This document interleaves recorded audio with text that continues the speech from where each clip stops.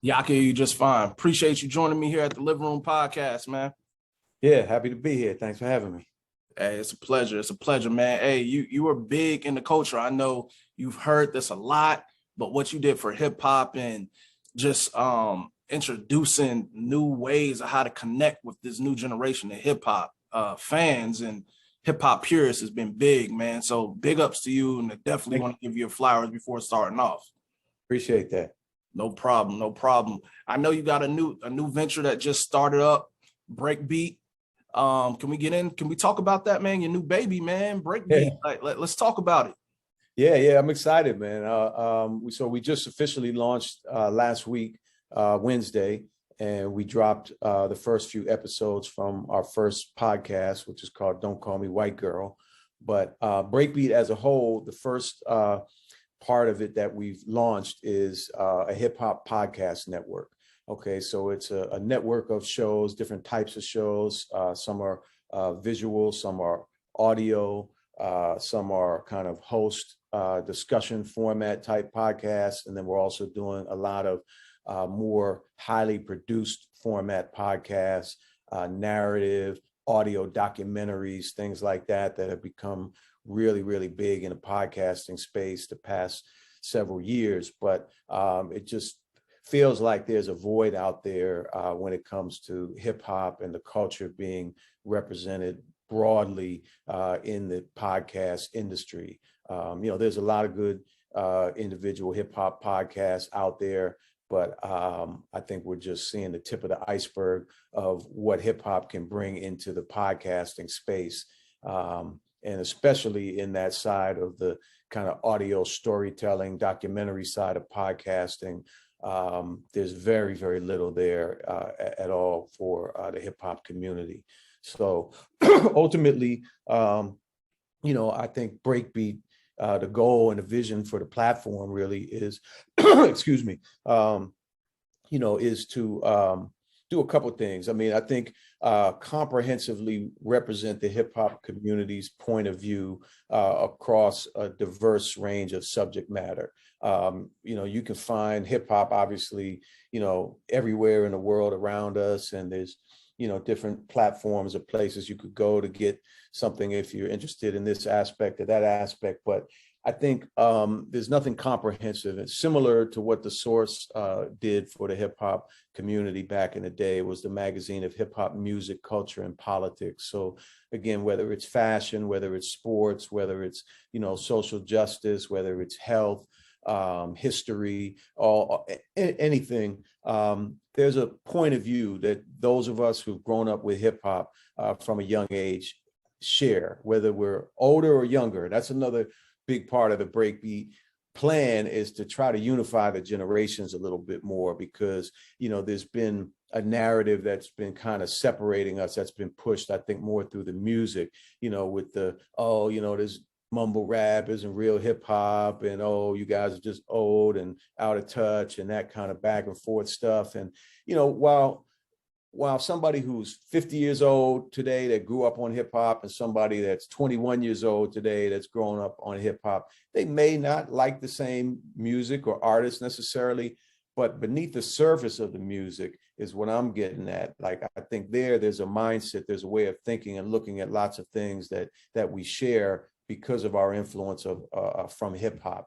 And typically, we have a different way of thinking about a lot of things than people who aren't influenced by hip hop. You can kind of always tell on certain topics, like who's really part of hip hop and who isn't.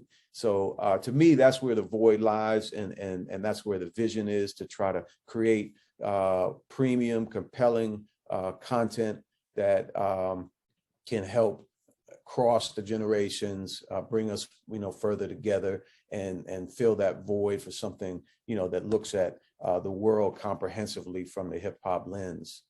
I dig it. And with Breakbeat, is it just going to be housed around podcasts, or is there going to be other original media content on there as well? Sure. I mean, the first phase of Breakbeat is podcast network. So it will be initially just a variety of different types of podcasts, but there are plans to grow the platform. We have a technology side that we're going to implement, and we're going to get into other forms of content as well.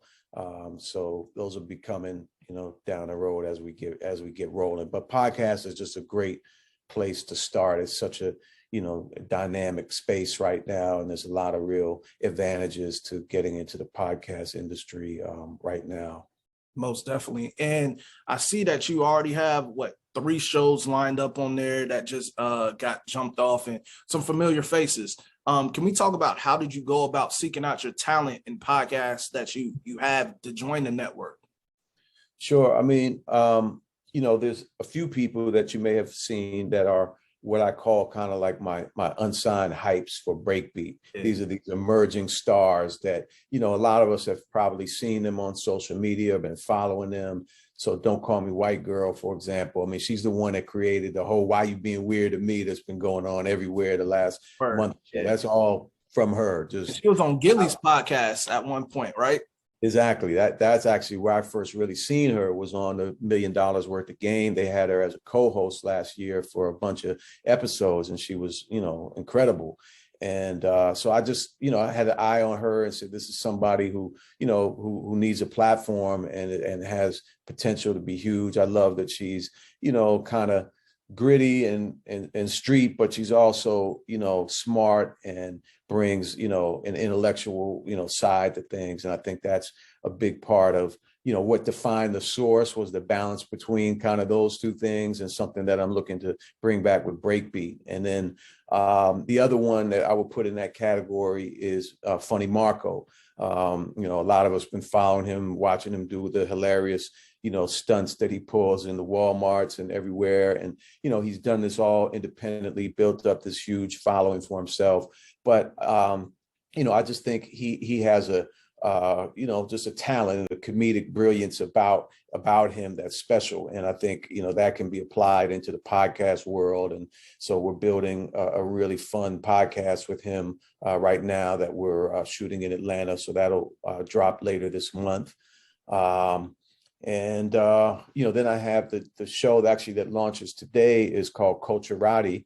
Culturati is hosted by Kierna Mayo. Kierna is a veteran media maven and a hip hop journalist and executive with many, many years of experience, having worked at The Source, having co-founded Honey Magazine, which was a really important magazine for Black women in hip hop, and many other things. She's got a incredible reputation, and I just think she's an amazing talent, and has a great handle on what's going on and how to present stories in a unique way. So her show launches today, Culturati. She's already had some amazing guests on there, W. Kamau Bell and Q-Tip, and telling the backstory of Honey Magazine and things like that. So those are a few of the launch ones. And I can get into some of the other content as well, if you like, but those are the first 3, that we're coming out with. Yeah, most definitely. What other content do you have brewing in the works for the Breakbeat platform? Okay, well, the next few shows coming, you can see behind me a little bit, the Dave Mays Show. So I'll be launching my own podcast later this month as well. And I'm excited about that, to kind of bring, my thoughts, my perspectives, my relationships out, more into the public. I've always been, more of a behind the scenes type of person, which is, why a lot of people, watching this may not know about Dave Mays. If you weren't really involved in hip hop in the 90s and early 2000s, you might not. I'm excited to kind of bring myself out and share a lot of my views and have some really interesting conversations. There's a lot of people in hip hop that I've known since the start of their careers, and I can talk to these folks in a way that not too many other people can. Then on the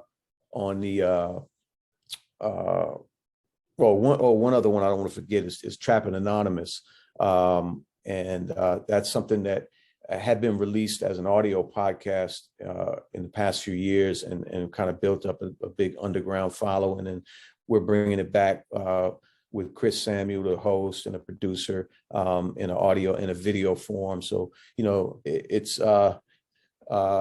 he interviews people anonymously with their voice and their face distorted, and he really gets some incredible stories out of people, whether he's talking to a preacher, whether he's talking to a plastic surgeon, a stripper, different type of people, and they really open up.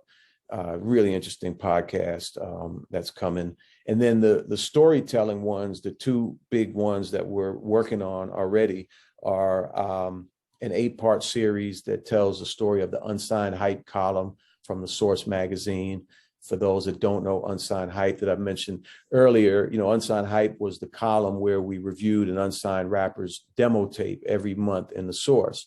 So through that column, we discovered Biggie, we discovered DMX, Eminem, Common, Mobb Deep, Capone Noriega, David Banner, Joel Santana, Jay Electronica, Wale. Is a long list of people who got discovered by the Source, Unsigned Hype, before they ever got record deals. And so there's a really interesting story about that column that's never been told. So we're bringing everybody back together that was involved in that, worked at the Source, and the different artists and people, and how the impact of that column was enormous.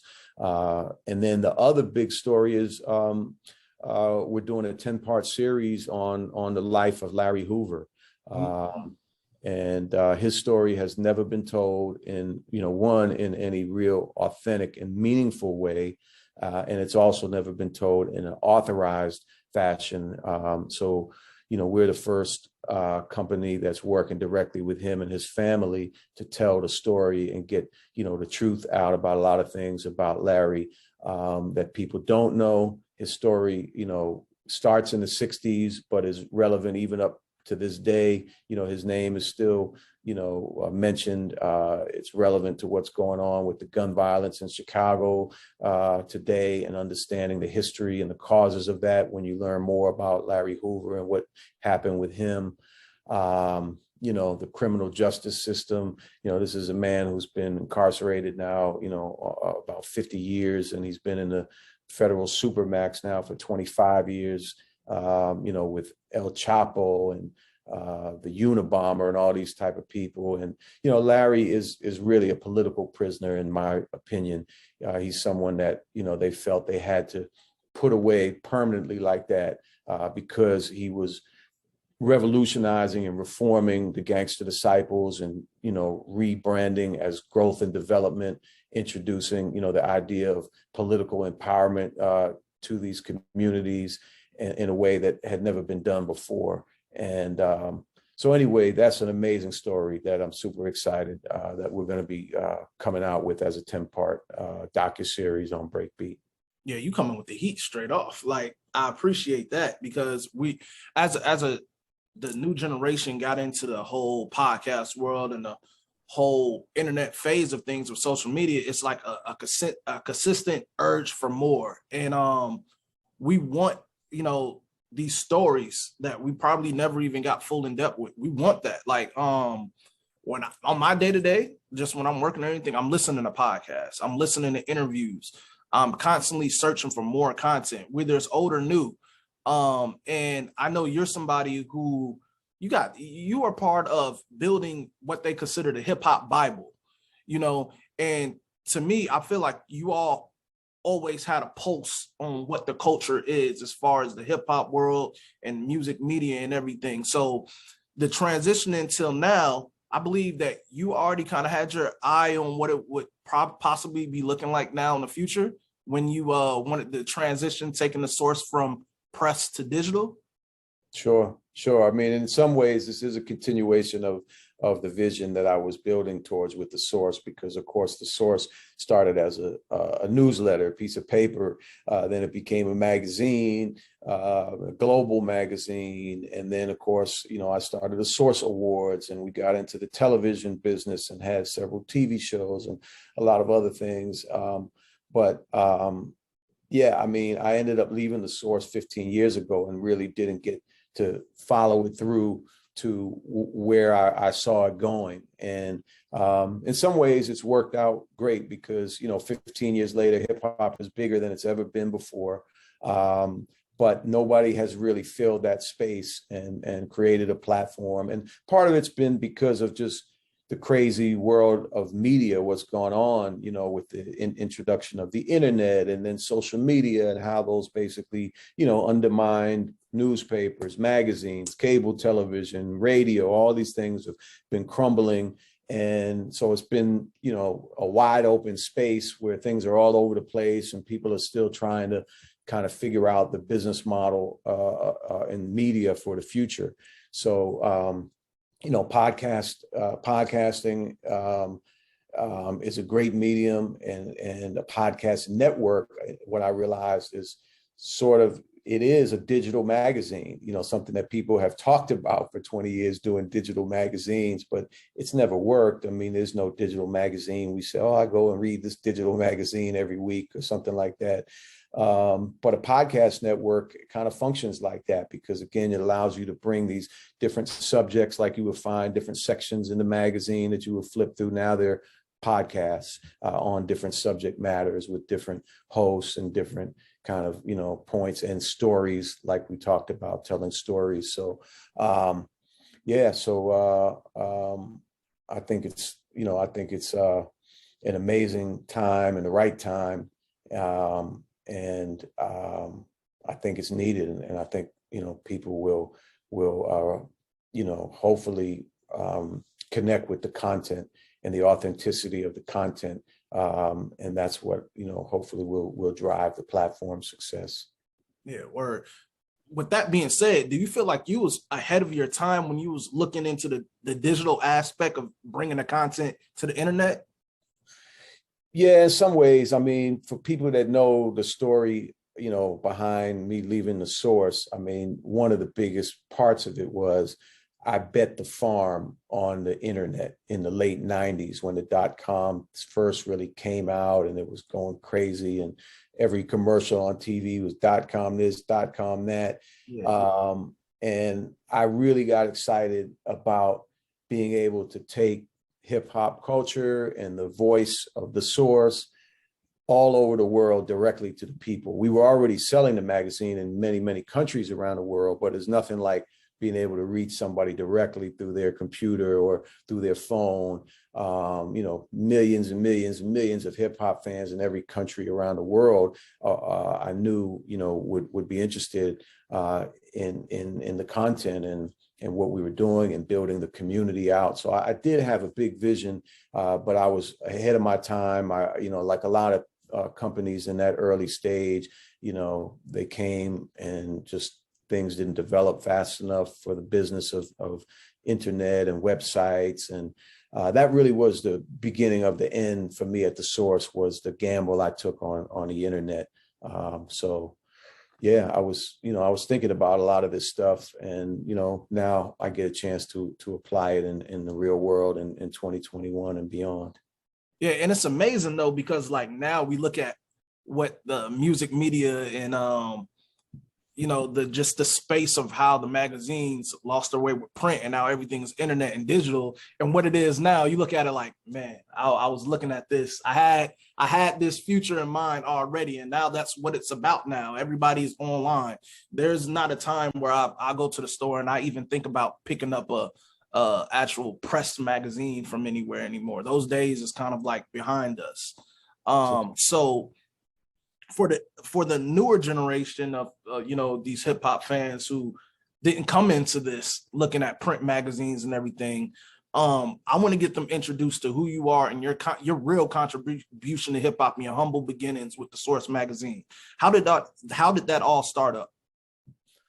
Well, it starts with me growing up in Washington, D.C. That's where I was born and raised. Just got exposed to music and culture at an early age, and just took a real interest in it. When, the Source starts, I graduate from high school in 1986, and I attend Harvard as an undergrad. When I get there, it's a little bit of a shell shock for me. Just the people there is very, very different from the types of people I was used to hanging out with, in DC.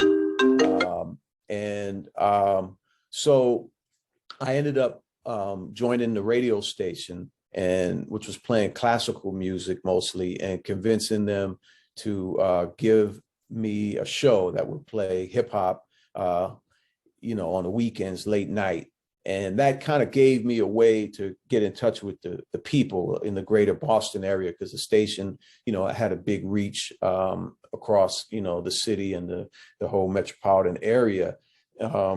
So that's how it started, was through the radio show. I became, I built up a following, and I got connected to hip hop at a time. This is, the kind of the emergence of the golden era of hip hop. We're going from, Grandmaster Flash and Sugar Hill Gang and Fat Boys, into, KRS-One, Rakim, Public Enemy, NWA, things like that. This is a really exciting time in the, evolution of hip hop, going to a whole nother level of creativity and lyrics and consciousness and all kinds of things. So anyway, The Source, ultimately, I started between my sophomore and junior years as a newsletter for listeners to my radio show. People would always call in the show and want to know information. Where, when is the new, NWA album coming out? Who produced this, or just anything about hip hop people wanted to know. And back then there was nowhere you could go to find out anything. There was no newspaper writing about it, magazine, TV, radio station, nothing.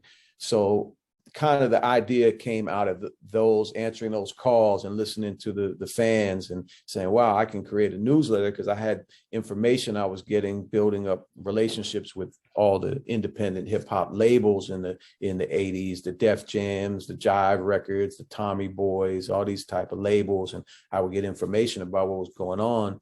And that's how it started. And, I was always an entrepreneur when I was kind of growing up in DC, always hustling, trying to find ways to make money. So, this combined my entrepreneurial side and drive that I had with this music and culture that I was so, in love with and passionate about, and saw so much, potential and power in what hip hop was doing, unifying people. Hip hop, even to this day, is, the most unifying, force in the world.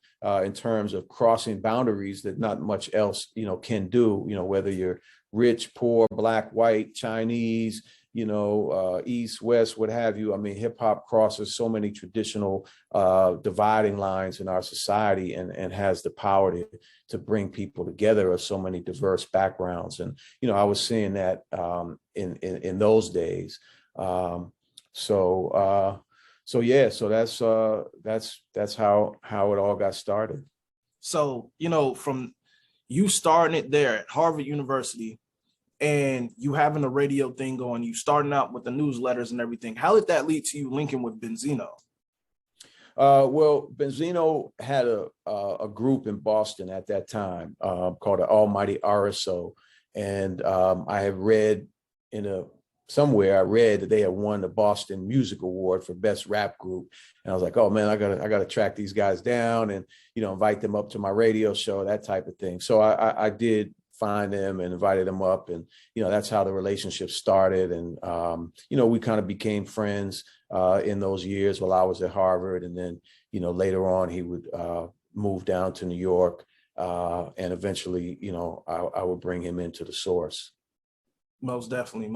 And then what you guys had going for years and years is, man, the stories that comes from The Source will have us on here all day. So when I want to get into this next part of it is, you guys start off, you guys link, and then magic happens from there. My first question is, what is your relationship like with Benzino now, today? Well, we haven't spoken in a number of years now. We kind of just decided to part ways. And, for me, I really wanted to, take some time off, regroup, think about, how to create something like Breakbeat. And So that's kind of how that's gone. And, it's been good for me to kind of be able to just sit back and kind of focus on my ideas around this and try to recreate the kind of, vision and excitement and magic that the Source had. And I think it can be done. Because with the magic of the Source, man, it was like when they say it was the hip hop Bible, I mean, the biggest of the biggest went to the Source magazine for the write-ups, the reviews, the mic system. I just appreciate what you guys did for that era of music, that era of hip hop. I remember buying these print magazines when I was younger and tearing out the posters in them or the pictures in there and putting them on my wall. It was that important. And so with the Source starting up and the people that you all introduced, I mean, it's amazing when you find people from the Source at now. You guys kind of, the biggest of the artists came to you all. How does that change your mindset with the digital aspect now? With now you could just get on IG and go to Shade Room and find news that's going on. Now everybody had to wait to whatever was published to get the news from the Source, like whenever that new issue came out. How do you feel about that transition? Is that something that you feel is oversaturating the field, or do you think it's good for where hip hop stands right now? When you say oversaturating the field, you mean just in terms of the amount of media? How it's digested now, And yeah, let me reiterate that. The way it's digested now is like it's overly consumed, that it's like a microwave thing. Like we find out something and it's just like we don't even get to sit on it and appreciate it. So how do you feel like that is now versus how it was with the Source, or is it just a time thing? Yeah, no, I mean, it's definitely different. And the way, people consume media and their attention spans, have changed a lot. But, at the same time, I think when people aren't on social media, they might find a movie or a TV show that they still, like to watch for, 30 minutes, an hour, hour and a half, whatever.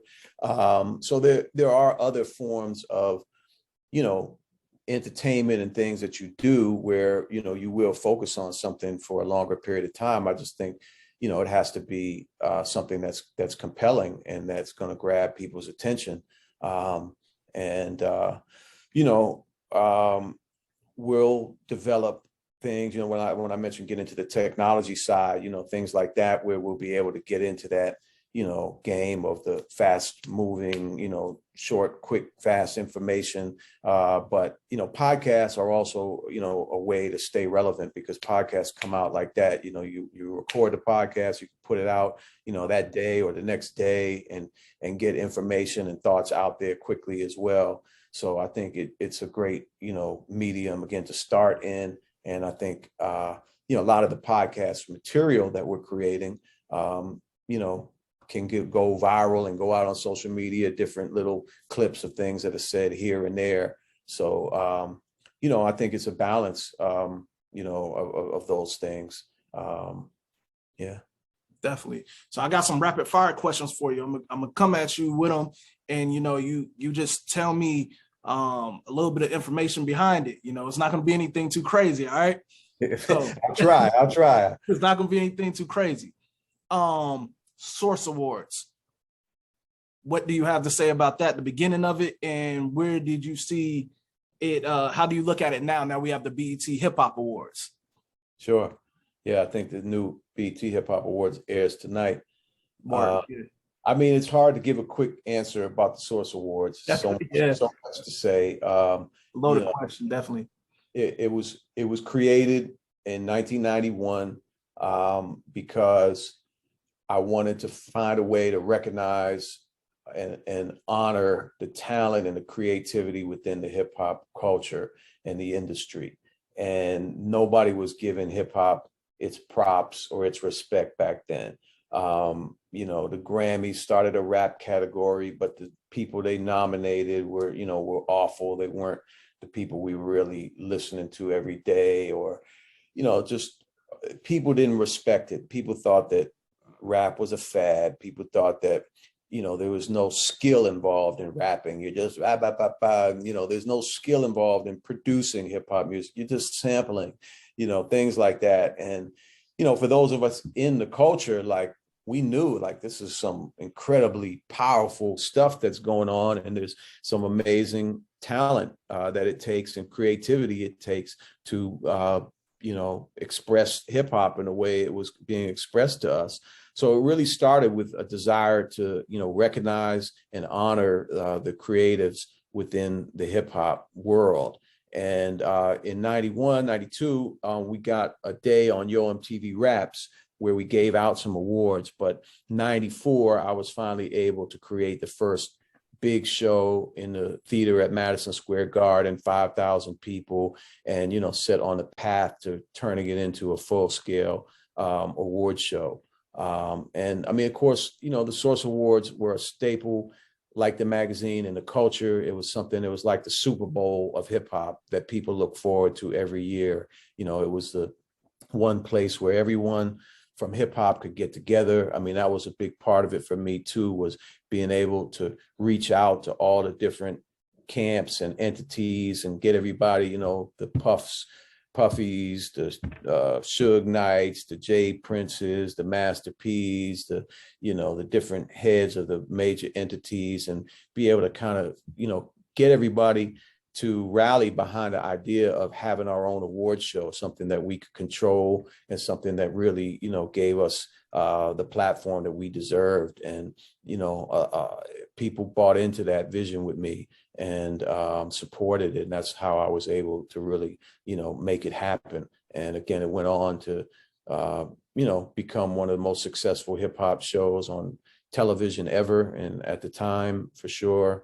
And, many, many iconic moments that took place. Got it. At Source Awards over the years. The next one, the mic system. How did that come about?